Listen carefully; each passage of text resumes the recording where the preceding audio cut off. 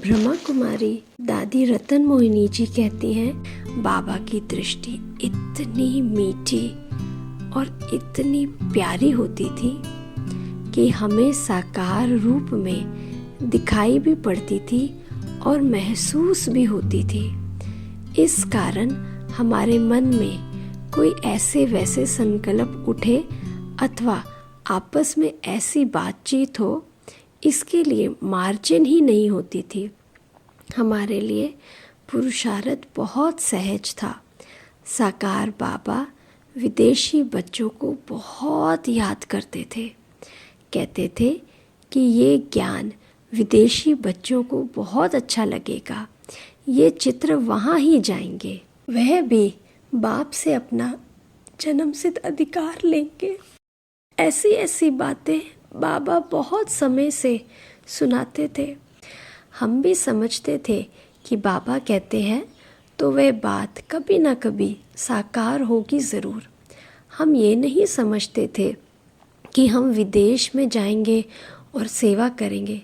हम समझते थे कि बाबा का ज्ञान लेने के लिए वह ही यहाँ आएंगे, क्योंकि हम समझते थे कि भगवान के पास सबको आना है तो वह भी सब यहाँ आएंगे। बाबा की ये बहुत बड़ी विशेषता थी कि बाबा ने जो भी कहा हमें उसी समय उसको करना है। अगर उसी समय नहीं करेंगे तो बाबा कहते थे फेल।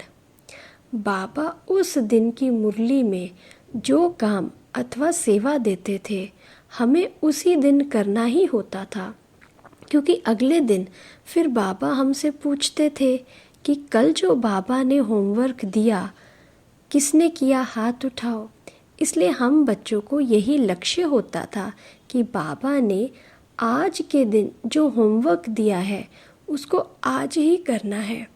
जो बच्चा कोई भी सेवा करता था, भले वह समझाने की हो अथवा लिखने की हो, उसको बाबा क्लास में सुनाने के लिए कहते थे और उस बच्चे को आगे बढ़ाने के लिए, उसमें उमंग उत्साह भरने के लिए क्लास में उनकी महिमा करते थे।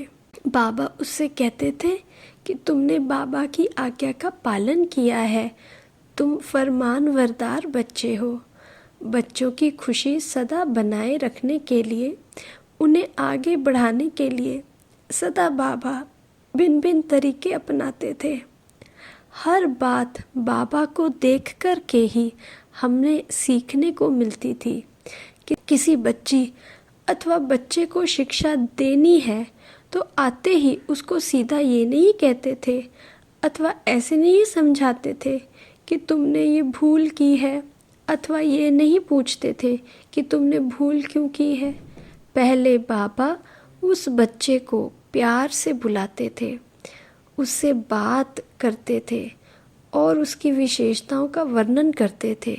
फिर उसको शिक्षा देते थे कि दोबारा ऐसे नहीं करना चाहिए। ये भी बड़ी विशेषता थी कि अगर कोई बच्चा देह अभिमान में है तो उसको शिक्षा नहीं देते थे, क्योंकि वह समझेगा नहीं।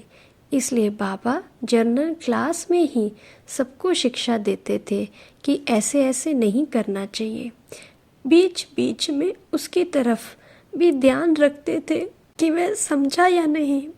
समझ लिया तो ठीक, नहीं तो कुछ बहनें जो आगे रहती थी उनसे कहलवाते थे।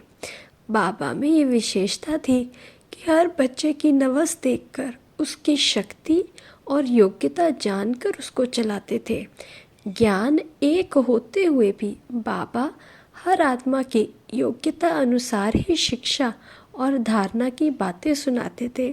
इस तरह बाबा से हमें हर प्रकार की शिक्षा प्राप्त करने का सौभाग्य मिला।